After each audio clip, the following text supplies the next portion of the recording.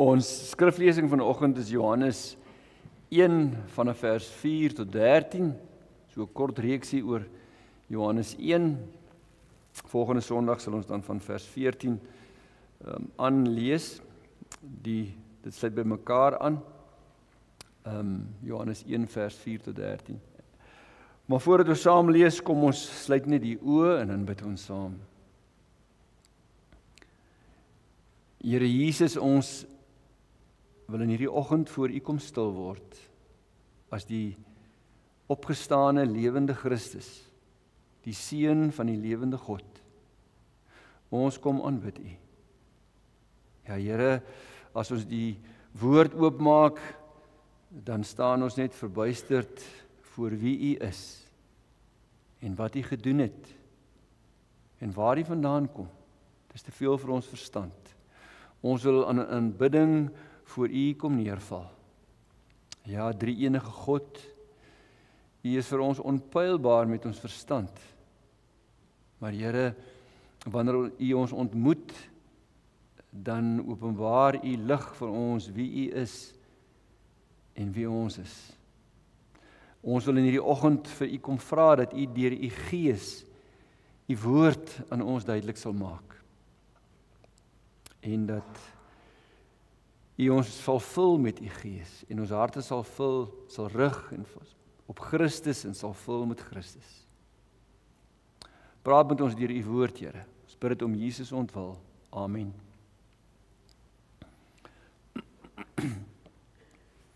Ek lees vir ons saam, ons teks is Johannes 1 vers 4 tot 13, maar ek gaan weer die eerste 3 verse net weer saam lees, terwille van die konteks. In die begin was die woord, en die woord was by God, en die woord was God, hy was in die begin by God. Alles het deur hom ontstaan, en sonder hom het selfs nie een ding wat bestaan ontstaan nie. In hom was die lewe, en die lewe was die lig vir die mense, en die lig skyn in die duisternis, en die duisternis kon dit nie uitdoof nie. Daar was 'n man, gestuur deur God, wie sy naam Johannes was. Hy het tot 'n getuienis gekom om van die lig te getuig, sodat almal deur hom kon glo. Hy was nie die lig nie, maar hy moes van die lig getuig. Die ware lig wat elke mens verlig was aan die kom na die wêreld. Hy was in die wêreld en die wêreld het deur hom ontstaan. En tog het die wêreld hom nie erken nie. Hy het gekom na wat syne was en tog het sy eie mense hom nie aanvaar nie. Maar aan almal wat hom aanvaar het hy die reg gegee om kinders van God te word, hulle wat in sy naam glo. Hulle is nie uit bloed nie, ook nie uit liggaamlike drang nie, ook nie uit die wil van 'n man nie, maar uit God gebore. Ons lees dit so ver. Die tema vanoggend is Jesus, die lewende woord, is die lig vir die wêreld. Nou, die sterrekykers het Jesus 'n ster wat helder skyn, gevolg tot by Bethlehem. Op Kersfees sing ons stille nag, heilige nag, en dan die woorde, Jesus kind lang verwag, lig uit die Vader se ryk. Wanneer Simeon die baba Jesus in sy arms neem by die tempel, sê hy, Here, laat U dienaar nou in vrede gaan volgens die woord, omdat my oë U verlossing gesien het, 'n lig tot verligting van die nasies. En wanneer Jesus sy bediening in Galilea begin, haal Matteus vir Jesaja aan, wie se woorde dan tot vervulling kom, die volk wat in duisternis woon, het 'n groot lig gesien. Hulle wat in die skemerland van die dood lewe, vir hulle die lig opgegaan. In Johannes 8 vers 12 sê Jesus, ek is die lig vir die wêreld. Wie my volg sal beslis nie in die duisternis leef nie, maar sal die lig van die lewe hê. En in Openbaring, aan die einde van die Bybel, beskryf Johannes die nuwe Jerusalem, dan sê hy, ook het die stad nie die son en die maan nodig om haar te verlig nie, want die heerlikheid van God het haar verlig, en die lam, Jesus, is haar lamp, en die nasies sal leef in haar lig. Een helder boodskap met Kersfees, Jesus is die lig. Wat beteken dit dat ons sê Jesus is die lig vir die wêreld. Hoe moet ons dit verstaan? Hoekom is hy die lig? Wat is sy karaktereienskappe? Mense kan eintlik 'n paar reeks hieroor hou. Om te begin antwoord, kan ons net weer kortliks kyk na die apostel se beskrywing van Jesus as die woord, want dit word aan een genoem in Johannes 1 vers 14 beskryf die apostel vir Jesus as die woord. Die woord het mens geword en onder ons kom woon, en daar identifiseer hy Jesus as die woord wat in Bethlehem as mens gebore is. En in vers 4 lees ons, in hom, dis die woord, was lewe en die lewe was die lig vir die mense. So Jesus die woord is ook die lig vir die mense, die wêreld. Nou in die lig van Johannes 1 vers 1 tot 3 waar die woord beskryf word as selfgod van voor die skepping af en vir ewig by God as die tweede persoon van die goddelike drie-eenheid, dinge wat ons kan bely, wat ons nie moet, wat te veel is vir ons verstand, kan ons bely Jesus as lig vir die wêreld is 'n ewige lig wat van ewigheid af skyn, van voor die skepping af. Hy is 'n ewige lig. Want God drie-enig is lig. Dit is nog 'n rede om dit so te stel. In sy eerste brief bevestig Johannes die waarheid. Hy sê, dit is nou die boodskap wat ons by hom, by Jesus gehoor het, en aan julle verkondig, God is lig, en daar is geen duisternis in hom nie. Hy is van ewigheid af, en Jesus is van ewigheid af. So dis 'n lig wat van ewigheid af skyn, is Jesus die lig. Lank voor ons in ons duisternis daar gekom het, was hy die lig.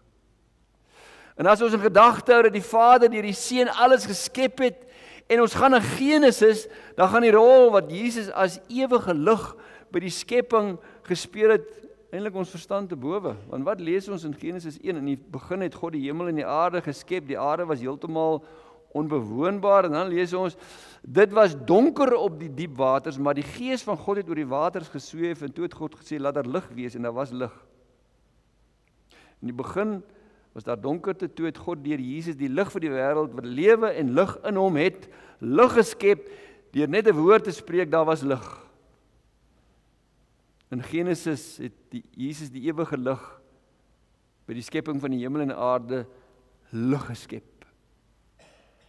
Lees ons verder van Jesus as lig in die Ou Testament, waar ons het verwys na Jesaja wat geprofeteer het. In Jesaja 9, die volk wat in duisternis ronddwaal het 'n groot lig gesien, hulle wat in die stikdonker land woon, oor hulle het 'n lig geskyn. Jesaja profeteer van die lig. As ons Psalm 36 wat u goed ken, vers 10 lees, in die lig van Johannes 1 vers 4, wys dit onmiskenbaar op Jesus. Ja, by u is die fontein van lewe, in u lig sien ons die lig. In u lig sien ons eie harte, en ons sien sy lig. En Johannes sê, in hom was die lewe, by u is die fontein van die lewe, en die lewe was die lig vir die mense. En wanneer Daniël vir Jesus, iemand soos die seun van die mens, 'n titel wat Jesus vir homself toeëien in die Nuwe Testament, in 'n visioen sien voor Jesus se menswording, wat sien hy? Hy sien 'n helder, verblindende lig, letterlik. Sy liggaam het geskitter soos die edelsteen, sy gesig het gestraal soos weerlig, en sy oë het geskyn soos brandende fakkels. En nou, dit is baie interessant, as jy nou na Esegiel toe gaan, Esegiel sien ook iemand soos die seun van die mens. En dan sê hy, ek sien toe hy is skitterend soos wit goud, byna soos vuur vasgevang in 'n omhulsel. En jy kan nie daarna kyk nie. Dis wat Esegiel sien. So hulle sien letterlik lig. In die Ou Testament vind ons dus die beskrywing van Jesus as geestelike lig, maar ook Jesus as 'n letterlike lig. As hy sê hy is die lig vir die wêreld, dan is hy letterlik die lig vir die wêreld. Nou Jesus as geestelike lig, soos reeds na verwys het, die volk in duisternis het 'n groot lig gesien. Dis geestelik. Psalm 36:10, in u lig sien ons die lig. Dis geestelik bedoel. Maar Jesus is letterlike lig waarna ek nou verwys het. Daniël sien Jesus verskyn as 'n verblindende lig, ook Esegiel. Straal soos weerlig. Waarna jy nie kan kyk nie. Jy kan nie daarna kyk nie. Hulle het albei neergeval asof dood. En in Genesis skep hy wat die lig is, skep letterlik lig in die heelal. Dis om vir ons te beskryf wie Jesus is en hoe groot hy is. Hy is nie ons maatjie nie. Hy is ons verlosser en Here. Ons vind die onderskeid in die beskrywing van Jesus as geestelike lig en as letterlike lig van die wêreld, ook in die Nuwe Testament. As geestelike lig, Johannes 12 vers 46 sê Jesus, ek het as lig na die wêreld gekom, is geestelik. Sodat elkeen wat in my glo, nie in duisternis sou bly nie, geestelike duisternis. Hier sê die geestelike lig vir die wêreld wat mense uit die geestelike duisternis van hulle sonde verlos. Maar hy is ook die letterlike lig. As Jesus op die eiland Patmos aan Johannes verskyn, wat geskryf het oor Jesus, wat die lig is vir die wêreld, dan sien Johannes iets wat hy nog nooit voorheen gesien het en dit is vir hom heeltemal te veel. Dan sien Johannes ook 'n verblindende lig, soos Esegiel en soos Daniël. En dan lees ons sy hele voorkoms was soos die son wat op sy helderste skyn. En ook Johannes kon dit nie aanskou nie en het neergeval soos een wat dood is. Die lig vir die wêreld. En dan in Openbaring 21 word Jesus beskryf as letterlike en geestelike lig op die nuwe hemel en die aarde. Daar in die Openbaring by die skepping van die nuwe hemel en die nuwe aarde vind ons die nuwe Jerusalem sal die lam die ewige lig wees. Daar staan, daar gaan nie 'n son en 'n maan wees nie, want Jesus gaan die lig wees. Sien nie die parallel met Genesis, skepping van die aarde. Jesus die lig, skep lig, nuwe hemel en nuwe aarde, dan is Jesus self die lig. Ook het die stad nie die son en die maan nodig om haar te verlig nie, want die heerlikheid van God het haar verlig en die lam is haar lamp en nasies sal leef in haar lig. Verstaan ek dit alles? Nee. Glo ek dit? Ja. Want Jesus is die lig vir die wêreld wat ook die donkerte en duisternis in my hart verdryf het. Jy kan dit nie verstaan nie.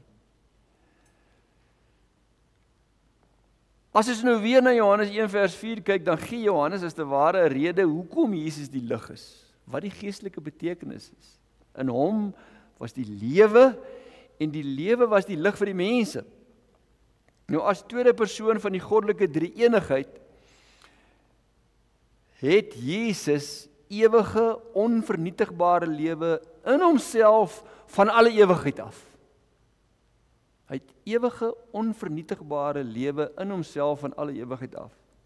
En daarom kon God die Vader kon hy fisiese lewe en ook ewige geestelike wesens deur Jesus skep, omdat Jesus ewige lewe in homself het, in hom was lewe.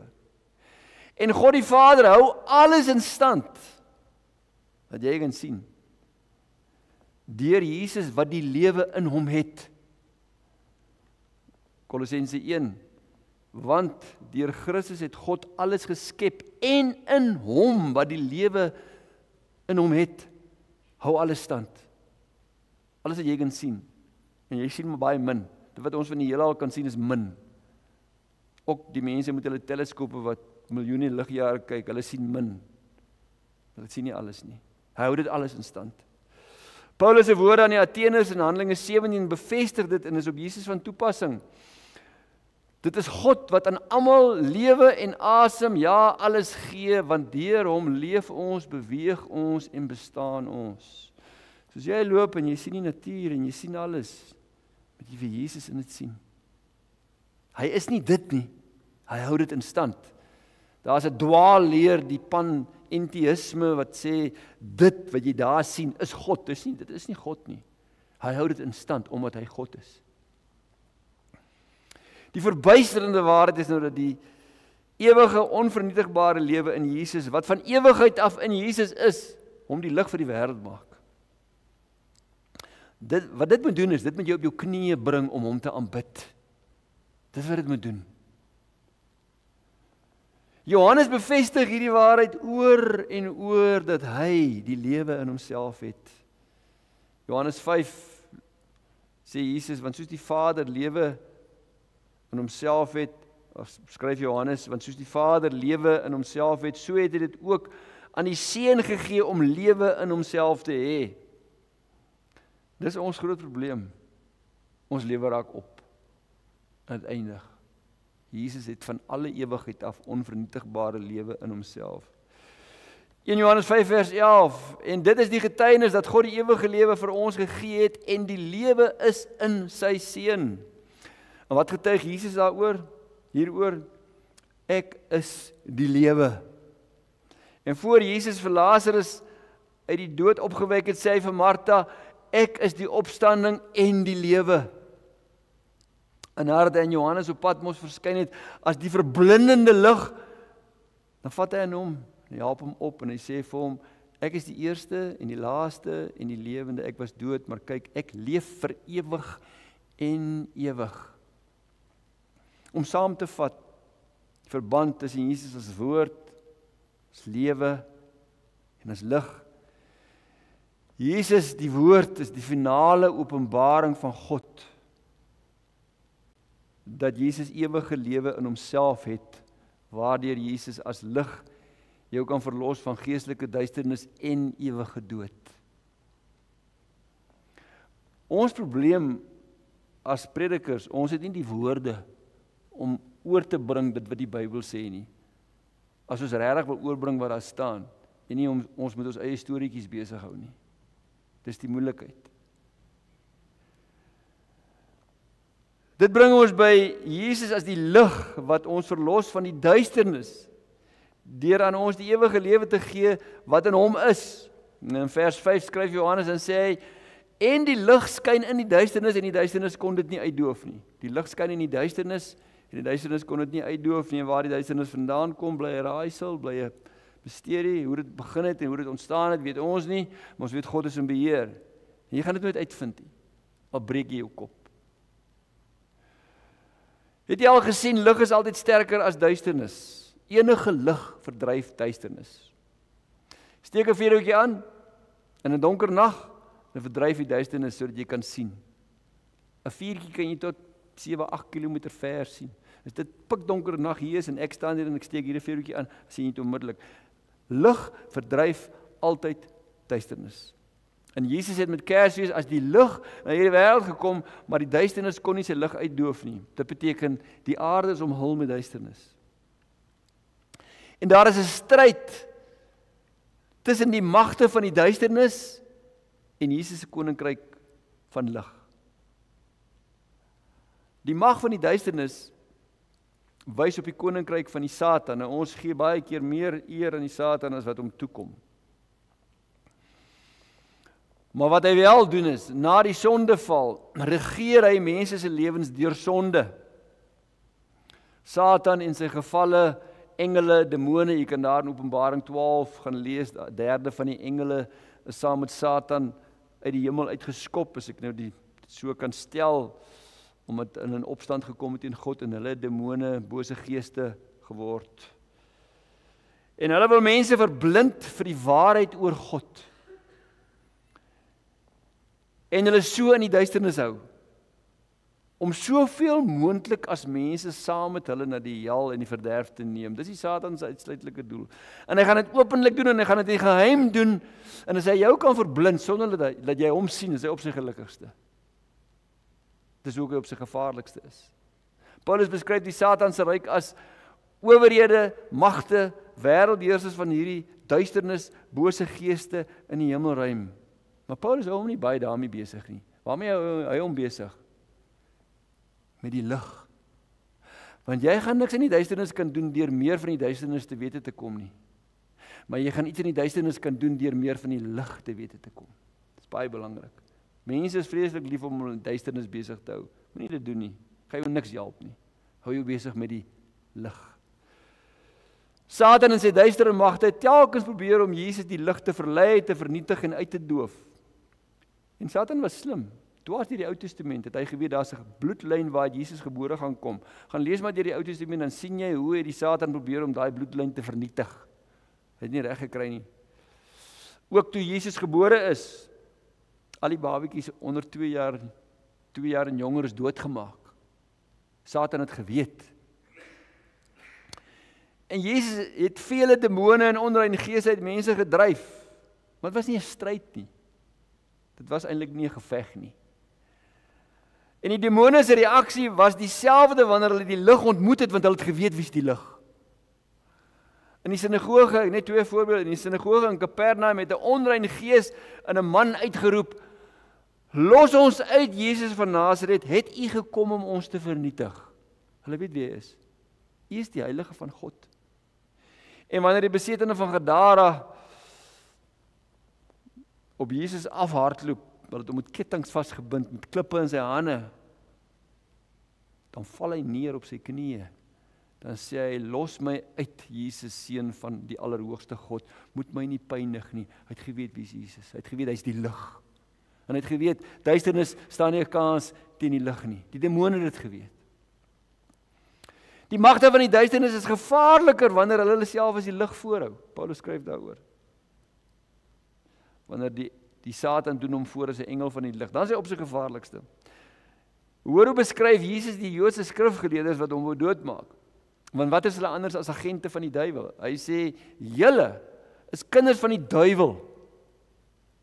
Hy is julle vader. En julle wil doen wat julle vader wil hê julle moet doen. Hoekom is hulle kinders van die duiwel? Doodgewoon omdat hulle deur hulle eie sondige harte en begeertes beheer word. Daarom is hulle kinders van die duiwel. Jy hoef nie die Satan te aanbid om 'n kind van die duiwel te wees nie. Jy moet net in die mag van sonde wees as jy 'n kind van die duiwel. Die nag toe Jesus gevange geneem word, sê hy vir die leierpriesters en die tempelwag wat hom gevange neem: "Dag vir dag was ek saam met julle in die tempel en julle het nie 'n hand uitgesteek om my te vang nie, maar nou dat die tyd vir die duistere magte daar is, het julle julle kans." Dis julle uur, sê die 2020 vertaling. Nou regeer die duisternis. Dit is julle uur in die mag van die duisternis. Waarvan praat Jesus daar? Dis julle uur. Dis asof dit nou die tyd van die duisternis is. Jesus is oorgelewer aan die mag van die duisternis deur die Vader, om die beker van toorn en straf te drink vir die sonde van die wêreld. Die duiwel en al die magte van die hel het op Jesus Christus losgebars, waar hy aan die kruis God verlatenheid ervaar het. Maar die duisternis kan nie die lig oorweldig nie, want Jesus het ewige onvernietigbare lewe in homself. Daarom het hy as mens gesterf, volmaakte offer. Maar die seun van God kan nie sterf nie. Daarom moes die offer aan die kruis die seun van God wees. Jesus het die straf vir my en jou sonde betaal en uit die dood opgestaan en die Satan en al sy helse magte oorwin. Maar die prys is betaal. Dis hoekom hy dit moes deur. En die Satan het regtig gedink, nou maak hy die seun van God dood. Maar jy kan nie die seun van God doodmaak nie, want hy het ewige onvernietigbare lewe in homself. En daarom kon Jesus met oortuiging sê: "Ek is die lig vir die wêreld. Wie my volg, sal beslis nie in duisternis leef nie, maar sal die lig van die lewe hê." Jesus het geweet, as die lig vir die wêreld, sou hy die duisternis oorwin. Dit sou nie maklik wees nie, want hy moes as mens sterf. Vanaf vers 6 tot 8 kom Johannes die Doper se kort kragtige lewe aan die orde, en dis belangrik, hierdie gedeeltetjie wat Johannes hier insit. Daar was 'n man gestuur deur God wie se naam Johannes was. Hy was nie die lig nie, maar hy moes van die lig getuig, net dit. Johannes die Doper was die laaste profeet van die Ou Testament, wie se geboorte deur 'n engel aangekondig is en van sy geboorte af afgesonder van vir God was, vervul met die Heilige Gees, en van hom sê Jesus self: "Dit verseker ek julle, onder die mense op aarde is niemand gebore wat groter is as Johannes die Doper nie." Maar hier is 'n geweldige kontras tussen Johannes die Doper as grootste profeet en Jesus Christus as seun van God. Hy die ewige seun van God, ewig van voor die skepping af, ewig onvernietigbare lewe in homself, die lig van die wêreld wat ewig skyn, en Johannes net 'n mens, afgesonder van God, maar net 'n mens. Ons verloor dit so maklik uit die oog. Jesus, die ewige seun van die Vader, self God van voor die skepping, deur wie die Vader alles geskep het, die lig vir die wêreld. En Johannes is net 'n mens. Johannes die apostel stel dit teenoor mekaar. Nou waar het Johannes se grootheid gelê? Wat het hom belangrik gemaak? Net een ding. Hy moes van Jesus getuig. Net dit. Niks meer nie, net dit. Hy moes van Jesus getuig. Jesaja se profesie oor Johannes is vervul as die een wat roep, maak die pad vir die Here gereed. Maak die pad gereed vir die lig van die wêreld, die ewige lig wat 'n mens gaan word. Maak die pad gereed vir hom. Niks in Johannes se lewe het oor homself gegaan nie. Hy was net die wegwyser wat mense na Jesus moes wys. Daarvoor is hy gebore. Dit het hy gedoen. En toe hy Jesus sien, toe sê hy, kyk daar, kyk die lam van God wat die sonde van die wêreld wegneem. In Johannes 1 vers 7 vat Johannes se hele lewensroeping saam om van die lig te getuig sodat almal deur hom kan glo. Nie in hom as Johannes die doper nie, maar in Jesus. So al wat hy moes doen, hy was net 'n wegwyser. En dis hier waar ons as kerk en predikers en mense met wie die Here 'n pad stap, baie keer so 'n groot fout maak. Hierdie vers is vir ons ongelooflik belangrik. Alle predikers, alle gelowiges, ons moet net wegwysers na Jesus wees. Sien nie hoe klein is U voor Jesus. Besef wie hy is en wie jy is. Jy's 'n stippeltjie, jy's 'n assie, jy's 'n stoffie. Jy dink nou nog jy's mooi groot en dan kry jy net 'n hartaanval of jy kry 'n beroerte of iets bars of 'n kar ry jou dood en as jy weg. Dis wie jy is, wie ek is. So al wat ek eintlik kan doen is, ek kan net 'n wegwyser wees na hom. Dit was ook die apostels se bediening. Hulle is niks meer as dit nie. Daar's nie groot manne van God nie. Daar's net klein, afhanklike manne en vrouens wat die Here ken en wat die vinger na hom wys. As ons ooit so leef en preek en praat dat die lig op ons val, dwaal ons. Dit gaan oor Jesus. Ananias sê die Here oor Paulus, wat? Ek het hom uitgekies as instrument om my naam uit te dra na die nasies. En as die Here sê, my naam, jou naam in die Ou Testament en die Nuwe Testament beteken alles dit wat jy is. Hy moet my naam uitdra. Nie homself nie, niks oor homself nie, nie sy eie storieetjies nie. My naam moet hy uitdra. Om die punt af te sluit, dit is ons roeping en bediening, niks meer en niks minder nie, om die evangelie van Jesus Christus in sy volle omvang aan sondaars bekend te maak. En dis waarvoor 'n gemeente daar is, dat die woord van die Here. En nie dit te draai, dat dit mense tevrede stel nie, want dis nie waaroor dit gaan nie. Dit gaan om sy naam bekend te maak, om die evangelie te verkondig soos hy is. Dis hoekom Paulus sê, as iemand iets byvoeg by Jesus, vervloek is hy. Dis nie vir my om God te beskerm of te regverdig nie. My enigste taak is om te sê, dis wie Jesus is. En ook jou enigste taak. En dan wys Johannes op die ontstellende waarheid, mense, alle mense, Jesus se eie mense, die Jode het hom nie erken of aanvaar as die seun van God, die verlosser in die lig van die wêreld nie, want hulle het in hierdie duisternis gewoon, kom met die lig, maar hulle sien nie die lig nie. Hulle het vir eeue uitgesien na die Messias, maar toe Jesus die Messias kom, is hulle oë toe. Hulle is verblind. Hulle sien hom nie. In Johannes 3:19 gee Jesus self die antwoord, en dit is die oordeel. Die lig het in die wêreld gekom, maar die mense het die duisternis lief gehad bo die lig. Dis die probleem. Hoekom mense nie die lig sien nie, is omdat hulle die duisternis liefhet. Moenie dat mense vir jou vertel, hulle soek na God nie. Niemand soek na God nie. Hulle het hulle sonde lief. Hulle het die duisternis lief. Dis hoekom hulle die lig nie sien nie. Dis al. As God nie jou oë oopmaak nie, sal jy dit nie sien nie. Want jy is in die duisternis en jy het die duisternis lief. Die mense van hierdie wêreld het die duisternis lief. Omdat hulle dade boos was. In Psalm 14 lees ons, dwaase sê in hulle harte, daar is geen God nie. Hoekom? Hulle tree gruwelik en afstootlik op. Omdat daar sonde in hulle hart is. Sê, daar is nie 'n God nie. Die duisternis in hulle harte, hulle is lief daarvoor. Is nie vandag net so nie? Wat betref baie mense, en dis die skrikwekkende, wat met die Bybel groot word, wat die waarhede van die Bybel ken, wat selfs in die kerk sit, maar hulle oë is toe vir die lig. Hulle oë is toe vir die lig.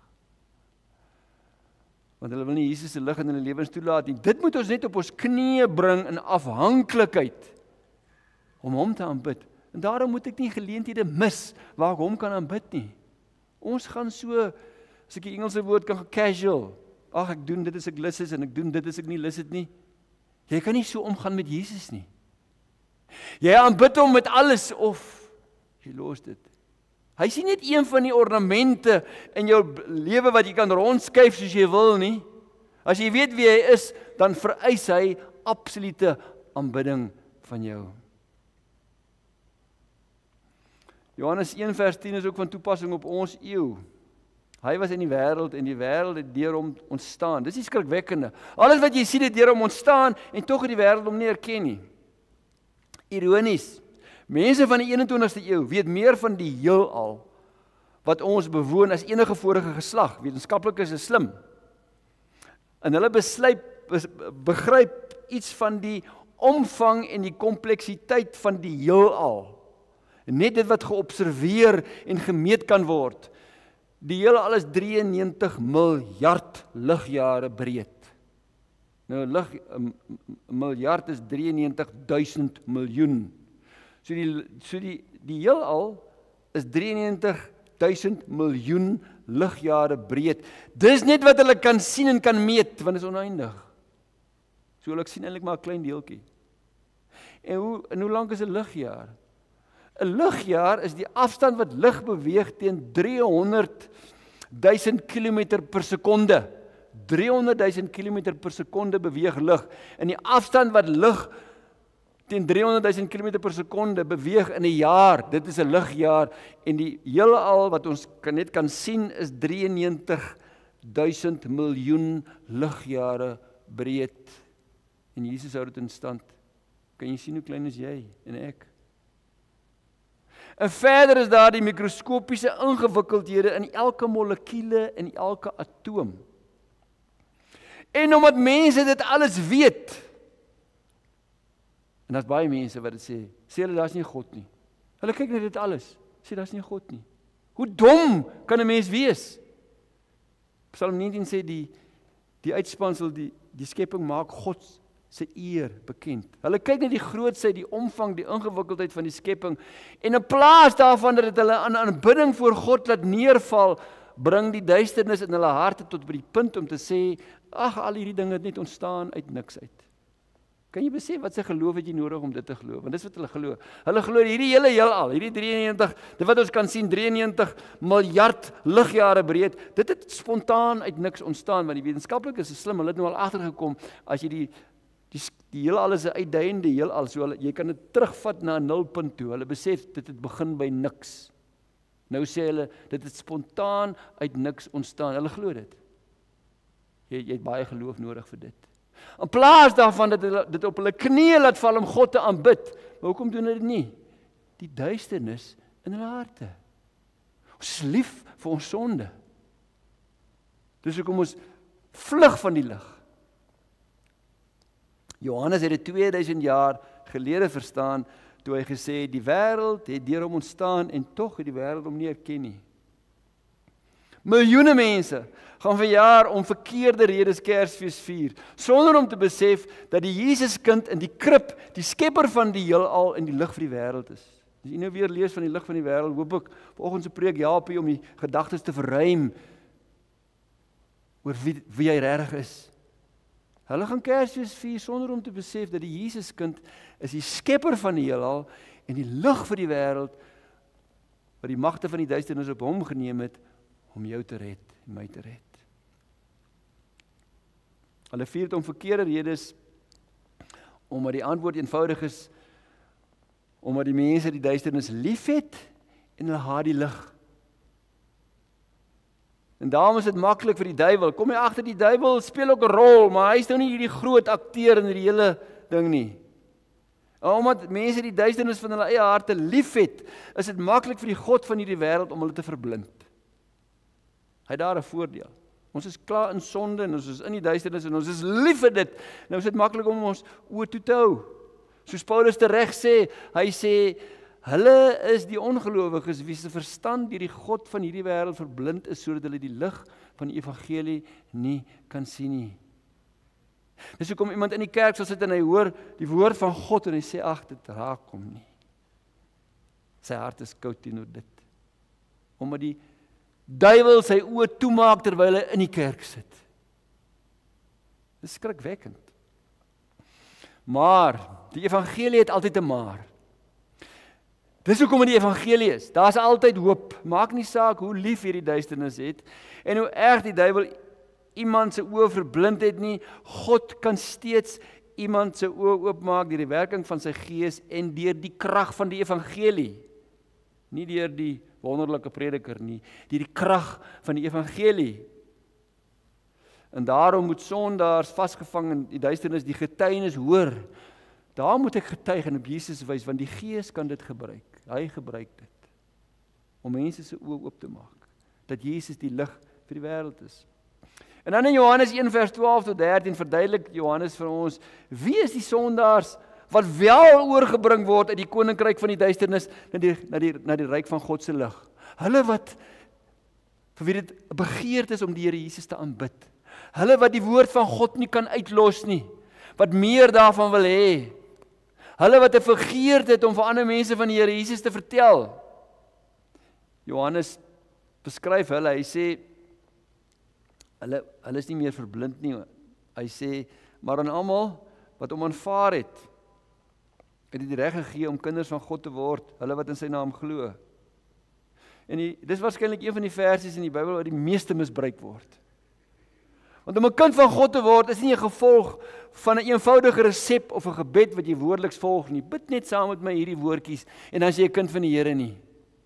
Die Here kan dit so doen ook as hy wil. Hy's almagtig. Die regte woorde en die regte gebed waardeur iemand Jesus as verlosser aanneem of aanvaar, maak jou nie outomaties 'n kind van God nie. Hoekom nie? Want jy kan die regte woorde sê en bid terwyl jou hart onaangeraak is. Maar iemand kan daar op sy knieë lê voor God, op sy aangesig en net sê, Here, wees my genadig en hy's gered, want God het sy hart verander. Om Jesus waarlik aan te neem as Here en Verlosser is iets wat jou hele wese in beslag neem. Die woord aanneem, dit klink asof dit net van my afhang. Dus jy werp jouself op Jesus om jou te red, omdat jy besef jy is verlore. Soos wat 'n drenkeling op die punt is om te verdrink in die laaste desperate poging die lewensredder se hand vasgryp wat hom uit die water uittrek. Dis wat aanneem daar beteken. Dit sou 'n beter beskrywing wees om dit te beskryf as om te sê dis net 'n gebedjie wat jy bid. En jy moet 'n gebed bid. Johannes help ons egter, want hy kwalifiseer en omskryf wat dit beteken om Jesus aan te neem. Dan sê hy, naamlik hulle wat in sy naam glo. So aanneem en glo is dieselfde ding. Daar, aanvaar, glo. En om Jesus aan te neem is om te glo. En geloof wat red sou ons in 3 dele kon opdeel. Ek noem dit net vinnig, ek het stilgestaan daarby in die Romeine reeks. Kennis, vertroue, belydenis, geloof neem my verstand in beslag. Die kennis, dit wat wie Jesus is, wat hy gedoen het, sy kruisdood, sy opstanding, aanvaar ek as die waarheid. Ek twyfel nie daaroor nie. Geloof neem my hart in beslag. Neem my hart in beslag. Vertroue. Ek vertrou volkome op hom met my hele hart om my oor te bring uit die ryk van die duisternis na die ryk van die lig. Ek red my nie self nie. Hy red my. Ek vertrou op hom dat hy dit doen. Geloof neem my hele lewe in beslag. Dis die belydenis. En dis aanbidding. Jou hele lewe gaan oor in aanbidding. Alles in jou lewe gaan oor aanbidding. Om aan hom die eer en die lof te bring vir wie hy is en dat hy my gered het. En om hom lief te hê met my hele hart. Dit kan my nie red nie. Hy red my. Ons draai die goed so op sy kop. My lewe red van aanbidding red my nie, hy red my, daarom aanbid ek hom. Geloof, sê Johannes, is egter 'n bonatuurlike gawe. Dit word van bo af aan my gegee, deur die wedergeboorte. Daarom sê Johannes, hulle wat in sy naam glo, is uit God gebore. Is uit God gebore. As jy glo, is jy uit God gebore. Sê jy wat sy oulik is, jy is uit God gebore. Het kom van God af, deur sy gees, wat my hart verlig en lewend maak, sodat ek in Jesus Christus kan glo. Waar kom geloof nie vandaan nie? Geloof kom nie uit jou bloedlyn uit nie, uit jou familie uit, of jou voorgeslagte. Hulle is nie uit bloed nie. Nou, die verbond is 'n ander storie, ek gaan nie nou daaroor praat nie. Maar dis nie die regte bloedlyn of familie of voorgeslagte wat my 'n kind van God maak nie. Maak my nie 'n kind van God nie. Ook nie uit liggaamlike drang nie. Elke kind gebore, die liggaamlike drang wys op seksuele gemeenskap. Elke kind gebore uit seksuele gemeenskap is nie outomaties 'n kind van God nie. Dis soos baie mense verkondig, almal is kinders van die Here. Al leef hulle hoe in die duisternis. Ook nie uit die wil van 'n man nie. 'n Mens se wil of besluit maak my nie 'n kind van God nie. Wat maak my 'n kind van God? Moet uit God gebore wees. Hoekom moet kinders van God uit God gebore word? Baie eenvoudige antwoord, omdat hulle in sonde en duisternis gebore word en net deur God lewend gemaak kan word. Dis hoekom ons bid. Ons het daar lank stil gestaan in Romeine. In Efesiërs 2 vers 5 beskryf Paulus die wedergeboorte, maar in ander woorde, God maak iemand lewend. Hy's die lig. Hy kan mense lewend maak. Paulus skryf in Efesiërs en sê vir hulle, deur sy groot liefde het hy ons wat dood was as gevolg van ons oortredings, is dood, saam met Christus lewend gemaak. Uit genade is julle gered. En wanneer God iemand lewend maak deur die wedergeboorte, skenk hy aan hom die geloof. Om die waarheid oor Jesus te glo, te vertrou en om hom lief te hê. En as jy dalk hier sit en jy voel, maar dis nie waar vir my nie, val op jou knieë. Val op jou knieë voor hom. Sê, Here, kom raak my hart aan. Paulus bevestig dan net verder, 3 verse verder in Efesiërs 2 vers 8, dat geloof 'n gawe van God is. En dan sê dit pertinent, julle is inderdaad uit genade gered deur geloof. Hierdie redding kom nie uit julleself nie, dis 'n gawe van God. God dank, dis 'n gawe van God. Want as dit van myself afgehang het, sou ek nooit vir hom gekies het nie. Want ek is lief vir die duisternis. Ek is lief vir my sonde. Ek sluit.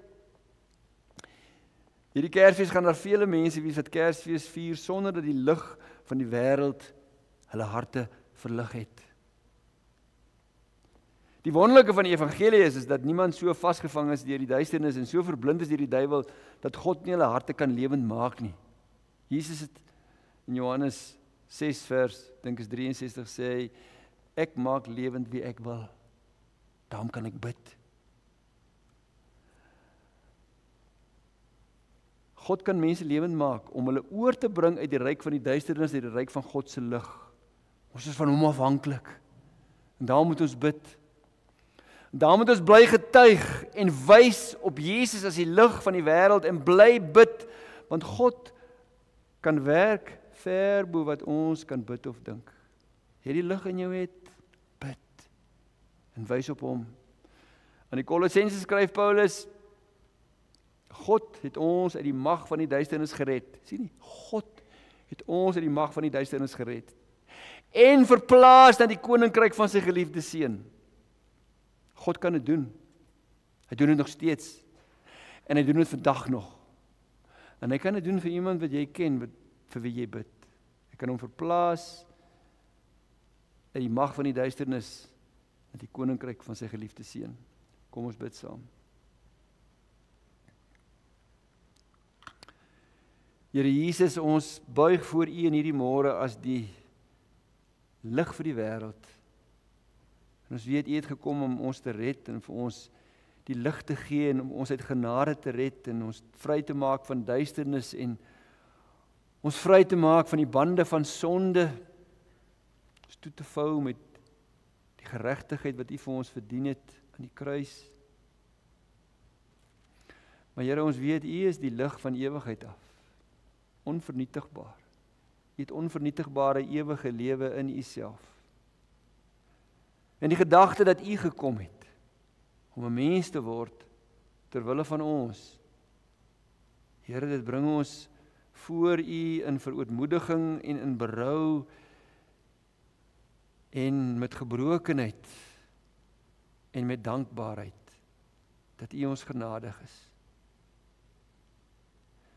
Ons wil net vir U kom vra, Here, dat U deur die Heilige Gees in ons harte sal werk, want U het ook gesê, ek is die lig. Daarom is julle van nou af ook die lig, om van die lig te getuig. Gee dat ons hele lewe, alles wat ons is en alles wat ons doen, sal heen wys na Jesus Christus. Wees U vir ons genadig, Here, dat ons ligte kan wees vir U. Ons bid dit om U naam se ontwil. Amen. Ons gee nou geleentheid vir die opneem van die dankoffers.